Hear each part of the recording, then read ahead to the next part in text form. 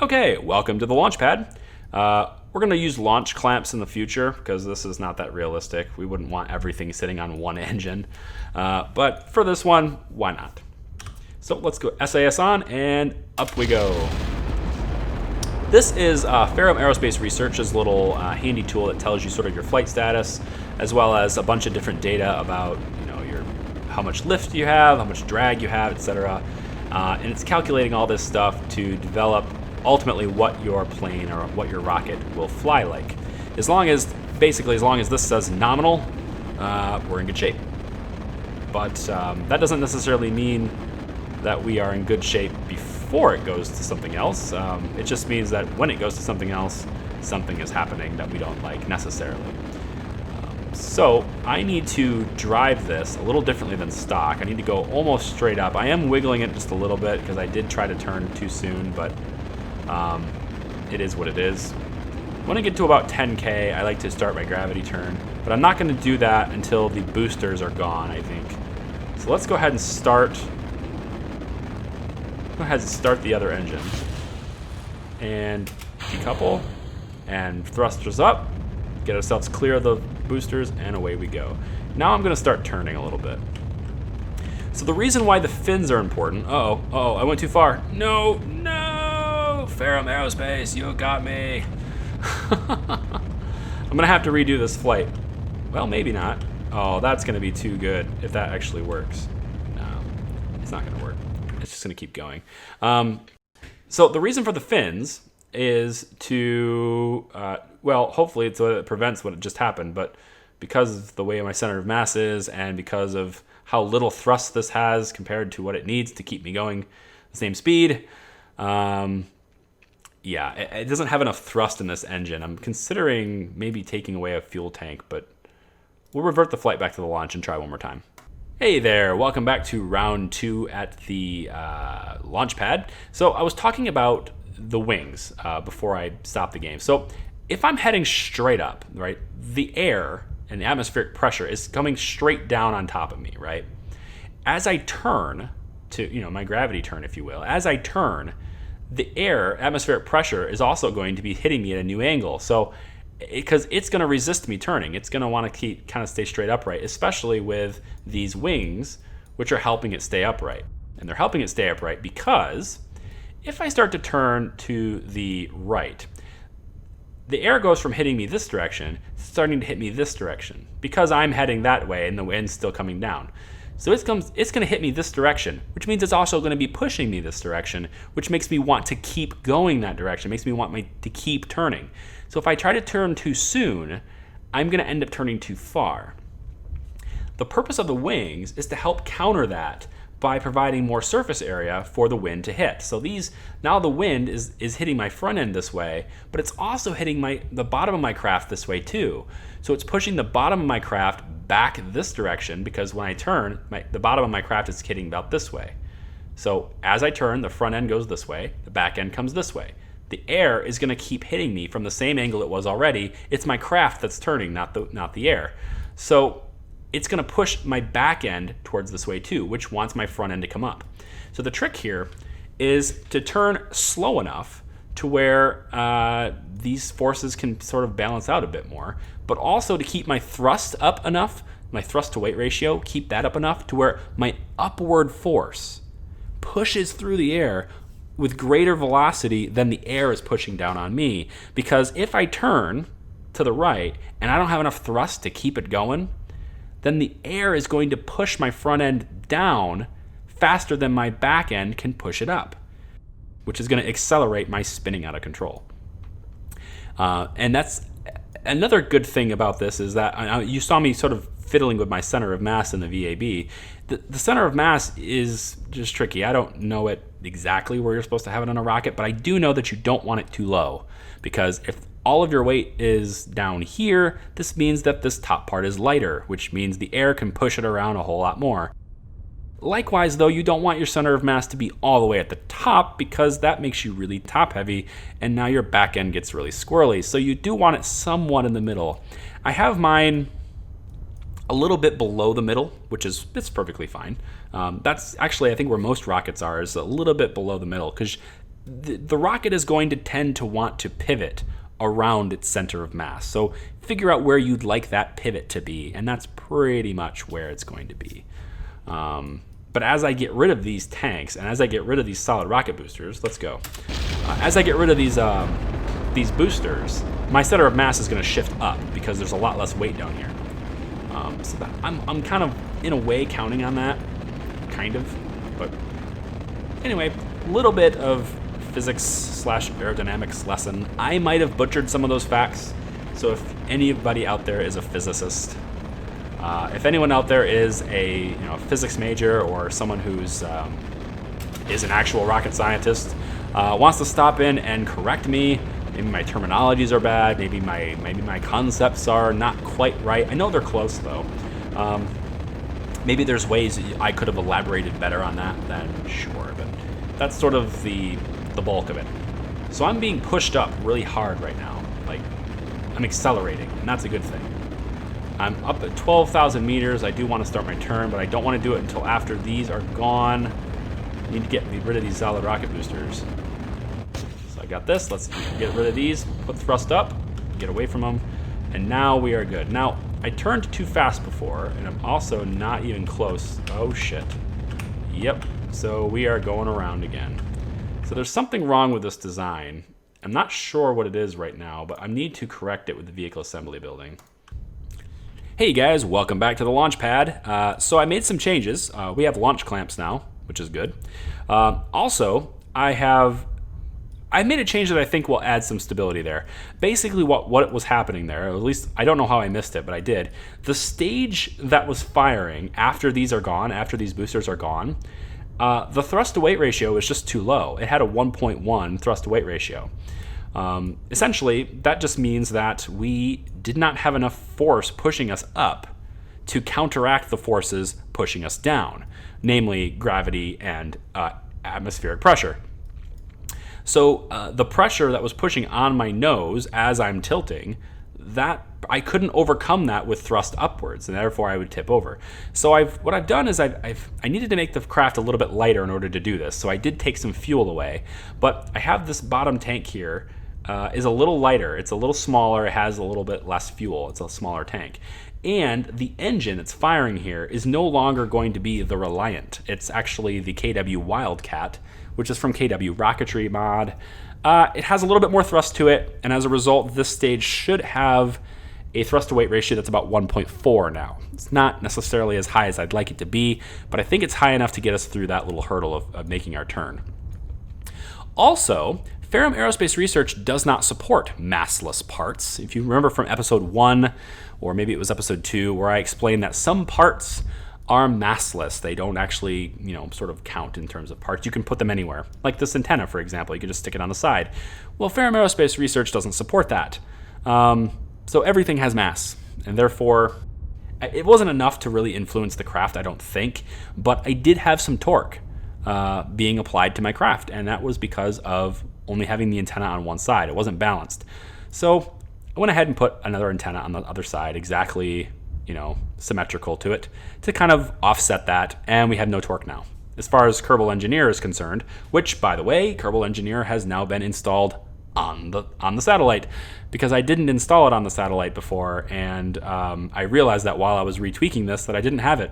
That would have been a really, really bad thing, because I need to know the orbital period. I need to know that stat, and it's not available any other way as far as I can tell. We'll go over why I need that in a second, or not really in a second, probably in a future video once I have all the other satellites up in the air. But anyway, enough talk. Launch the vessel.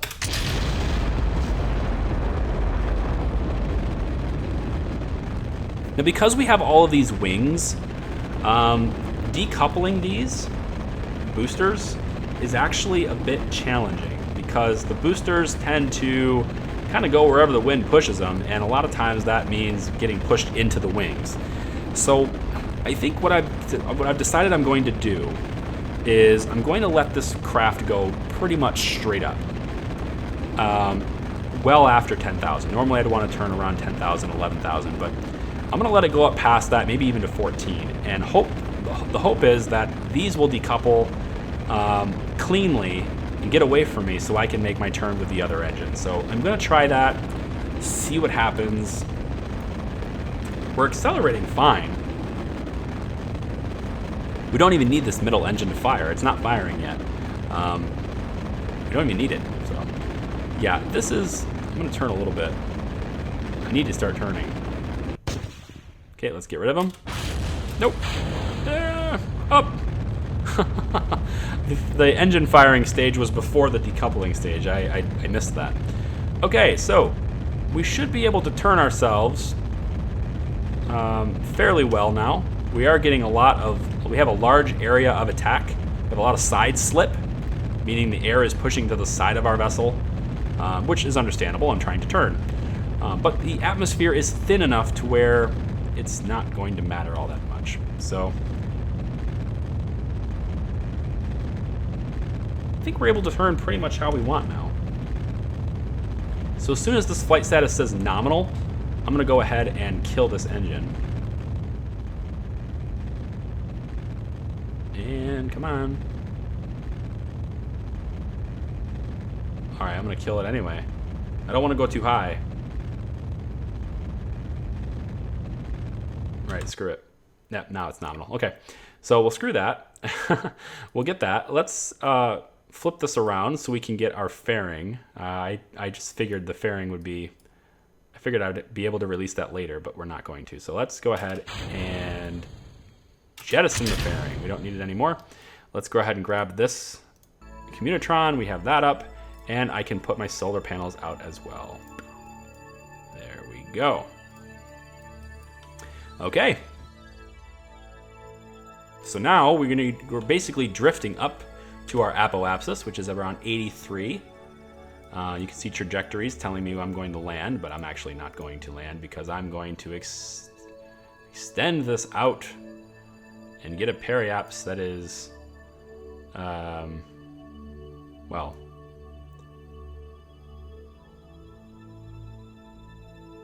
I don't know what this is doing. I can't read this. I might need to get a different, well, whatever, we're gonna fire. We need to fire our engines, so let's go.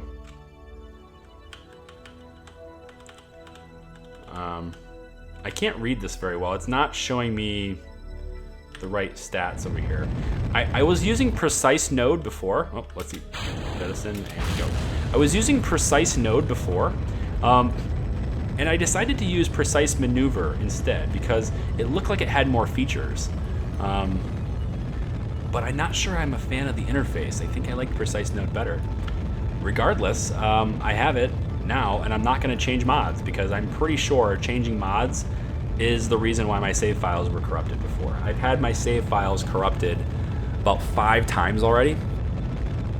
So I've done most of this stuff already. Not on recording, thankfully. This is the first time I've actually sort of felt confident enough in my mod configuration now to record. So, but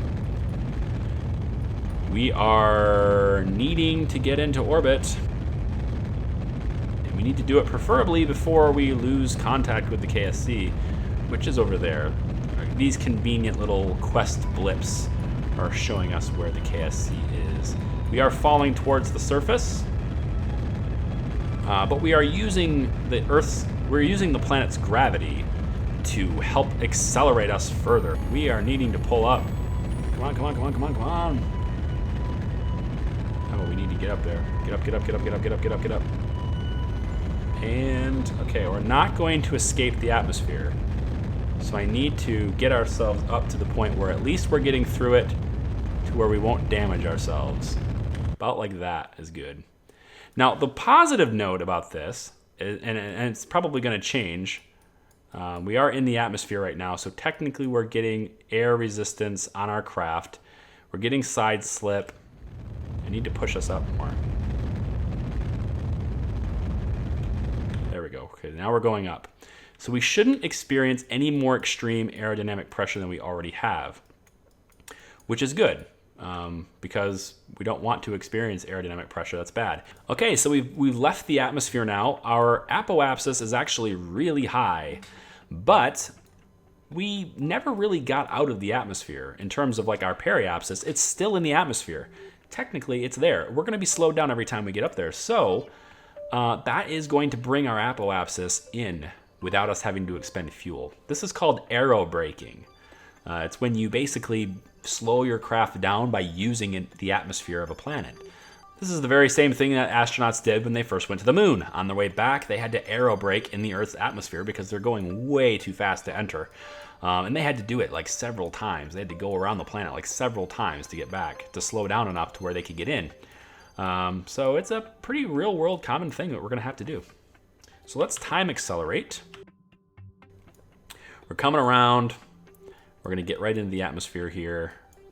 And let's slow down time. We can take a look at our angle of attack here. Not bad, about the same as it was before. So we have a little bit of slip happening here. We're gonna dip into the atmosphere about 3,000 meters.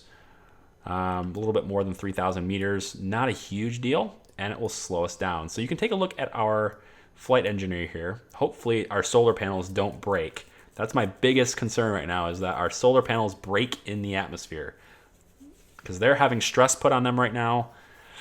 I don't want them to have stress put on them, but they are. So we're about to get out of the atmosphere, or we're about to stop falling. We're going to start climbing again soon. We are being turned on our side, which is, I guess, good for aerobraking purposes, but not all that good for our solar panels. Come on, don't break. Okay, we're climbing again. I am not going to use time acceleration. Absolutely not. I don't want to increase the force on these any more than I have to.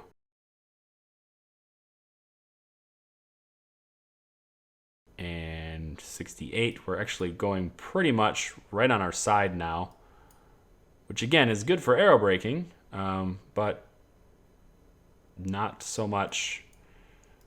I don't want the solar panels to die. Okay, we're out of the atmosphere now, so no problems now, and we will get connection again, so we will be able to correct this orbit. So let's get our maneuver node set up. I'm going to do it right about here, and I'm going to burn retrograde, which is going to bring this in. Let's peg it into about 800 is actually pretty good. I can go out a little bit more, I guess. Let's burn a little less. Let's bring it out to about, let's go 850. I got no problem with 850. That's what we calculated our energy for, our electric charge for, is 850. So can I actually? Okay, this is why I wanted this one, because I can actually use this here.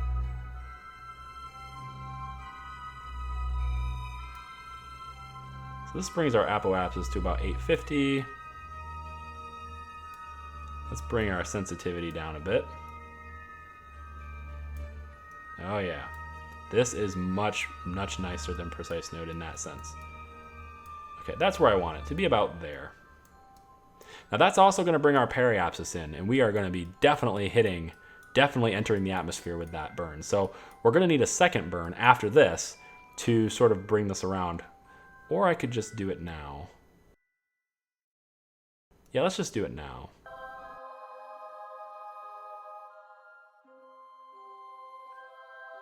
So we're going to go out to about like...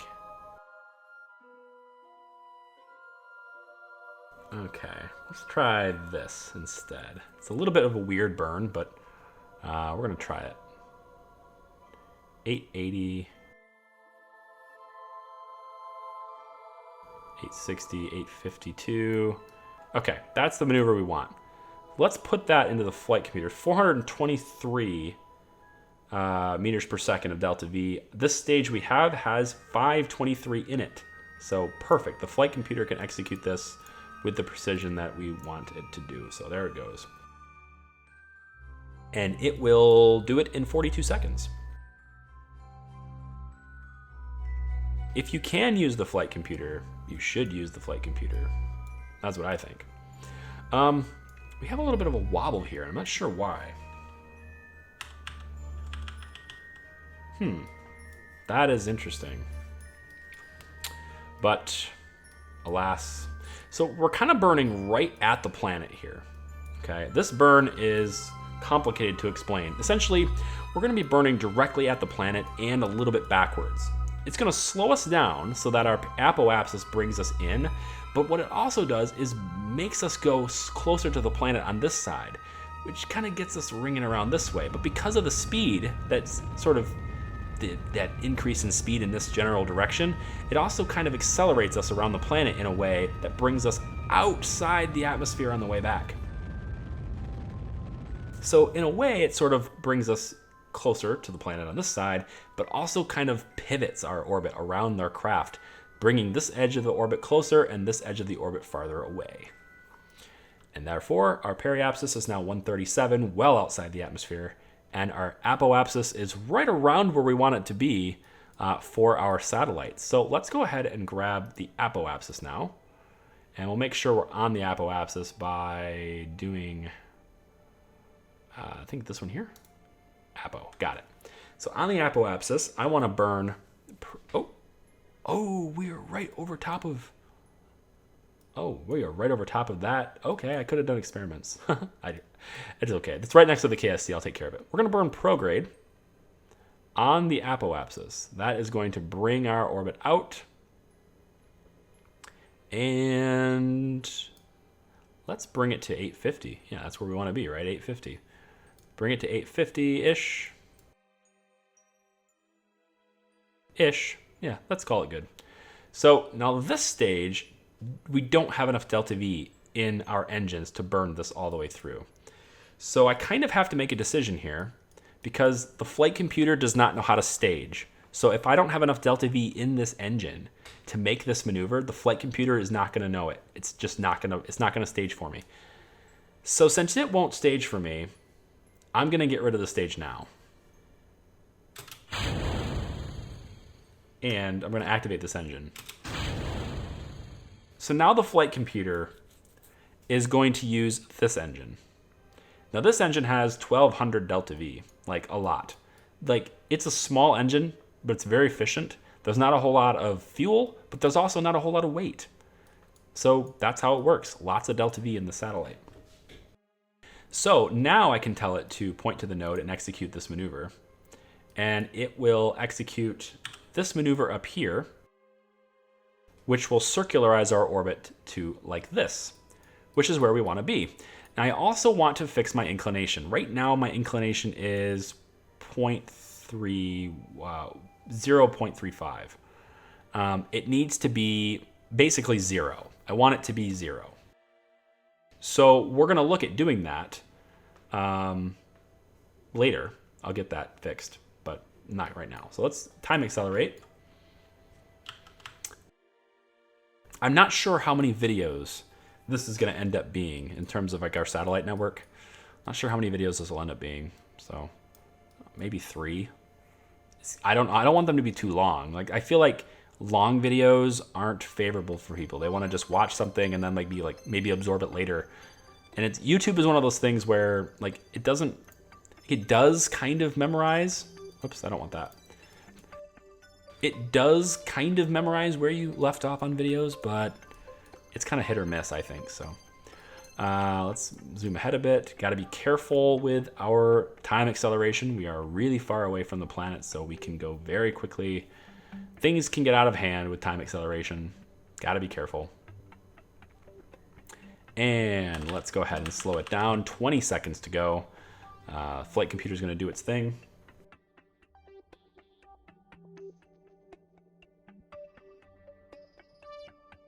Look at that satellite.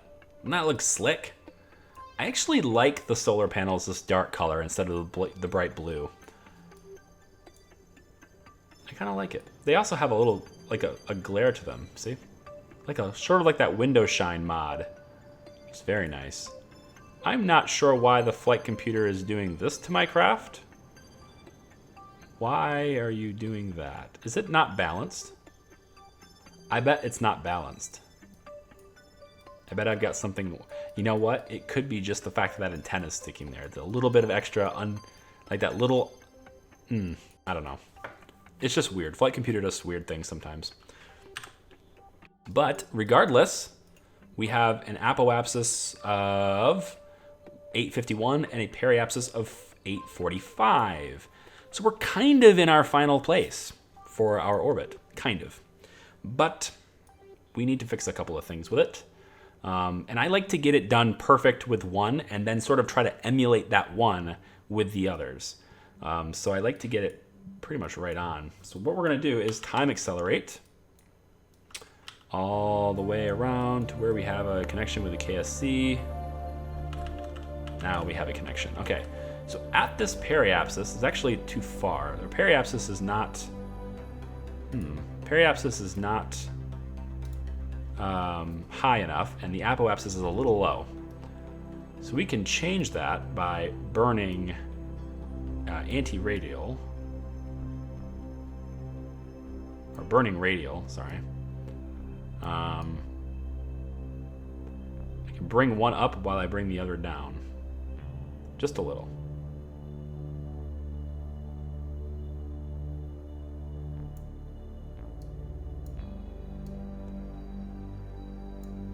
I don't know.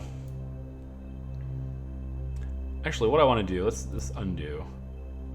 Let's circularize.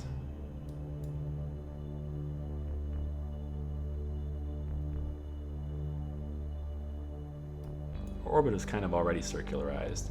It'll be 846 and 846. I don't want to circularize it around this point though. Let's put the node at the apoapsis and circularize it from there.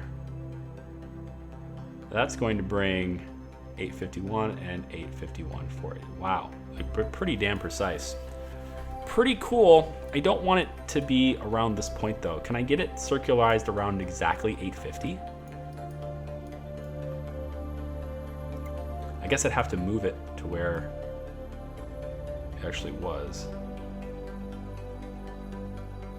If I said circularize orbit here, this would be 850, 876, 850, 876. So let's move this. Okay, we're gonna leave it there. That's gonna be our orbit. So we're gonna go ahead and face to the node and execute the burn. Then I want to, actually, I probably should change, let's change our inclination first. We need to get our inclination changed. Let's go, is there a feature that lets me do that here, I wonder? I wonder where at my intersecting, like if I had someone that I had to rescue, that would be nice, but how to make it 0 inclination? I guess I'll just gonna go like this. Wrong way.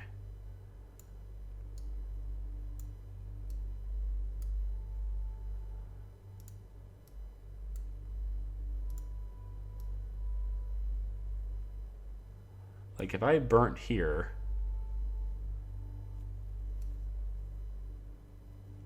could I get it to be 0? Ooh, I can get it pretty close.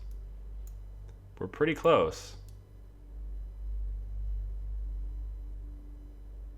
Right about here. Other way. Boom. That burn. Do that. Okay, so we'll get our inclination set first, so we're at 0 exact.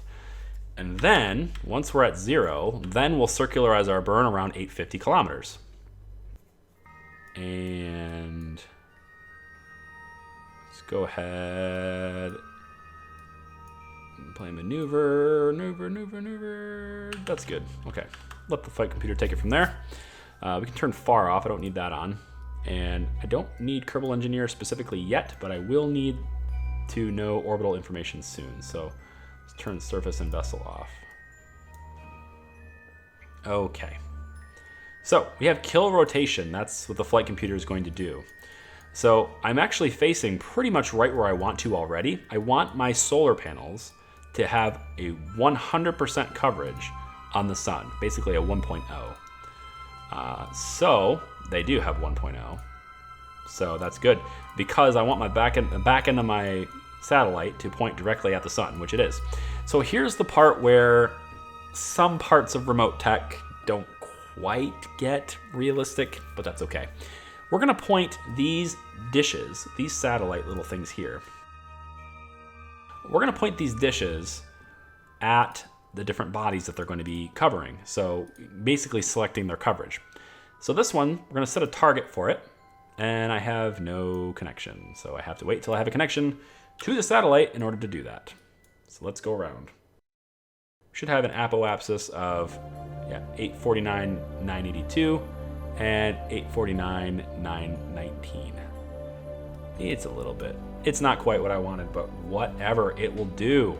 It's not the actual height of your orbit is not important. What is important is your orbital period, which is 1 hour, 37 minutes, and 17.455 seconds. This is what we want to emulate with the other satellites. We want it to be 1 hour, 37 minutes, and 17.45 seconds. Pretty much.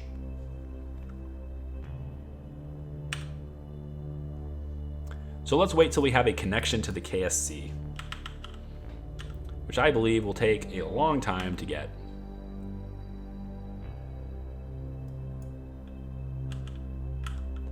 And we're back. We have a connection now. So we should still be pointing at the sun, and we are. Flight computer has us on kill rotation, so it should not be rotating at all. So we have a connection. Let's set up our targets. This satellite dish, let's put flight engineer over here actually. This satellite dish, select a target. Let's have this one pointing at Minmus. Activate. Flips out and does its thing. Cool. Now we're going to go to the other one. So now we'll select this one. Target, Moon. Activate. There we go. Now this one is going to point at active vessel. So no target, active vessel. There we go. And finally, to satisfy the other contract we have, this contract with, where is it? Here, right. Where'd it go? Oh, maybe I already completed it. Point a dish out from Kerbin. Oh, I already completed it. Fair enough. Yeah, I have a whole bunch of debris destroyed, I know. It's warning me all the funds I could have saved if I had put parachutes on my lower stages. I have stage recovery installed. You can actually recover stages by putting parachutes on them, so that they'll fall gently to the ground instead. I just haven't done it. Haven't been doing it. All right, so this one, we're gonna point this dish to Duna. And there we go. So now we've got coverage of Duna as well. Pretty cool. This dish has a much bigger range on it than these little dishes do, and it can actually adequately cover Duna that way. Look at the shadows from these solar panels. That's cool. And they go away when I highlight the part, you know, for clicking, but like, look at the shadows. That's cool. Never noticed that detail before. Very nice. Okay, so that's one satellite. So let's get another one set up, shall we? Go back to the Space Center.